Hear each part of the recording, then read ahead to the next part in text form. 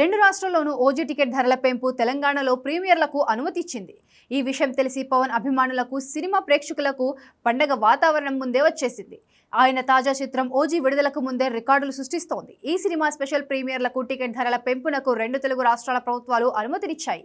సినిమాపై ఉన్న భారీ అంచనాలకు తగ్గట్టుగా ప్రభుత్వాలు ఈ నిర్ణయాలు తీసుకోవడం గమనార్హం.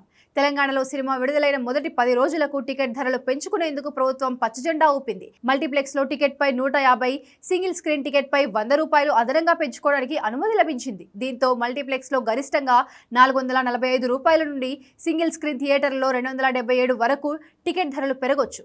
ఈ ధరల పెంపు సెప్టెంబర్ 25 నుంచి అక్టోబర్ 4 వరకు అమల్లోకి ఉంది.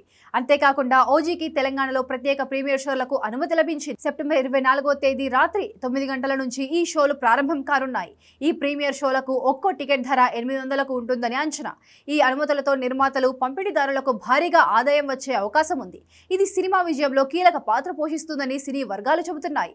ఆంధ్రప్రదేశ్లోనూ ఓజీకి ఇదే తరహాలో మద్దతు లభించింది. అక్కడ కూడా టికెట్ ధరలు భారీగా పెంచుకునేందుకు ప్రభుత్వం అనుమతిని మల్టీప్లెక్స్ టికెట్ పై ₹150, సింగిల్ స్క్రీన్ పై ₹125 అదనంగా పెంచుకోవడానికి ఏపీ ప్రభుత్వం అంగీకరించింది.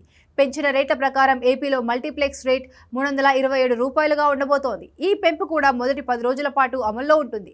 అక్కడ బెనిఫిట్ షో టికెట్ రేటు ₹1000. దీంతో అభిమానులు, ప్రేక్షకులు టికెట్లు కొనుగోలు చేయడానికి ఎగబడుతున్నారు. రెండు రాష్ట్ర ప్రభుత్వాల ఈ నిర్ణయాలు సినిమా విడుదలకు ముందే ఒక సానుకూల వాతావరణాన్ని సృష్టించాయి.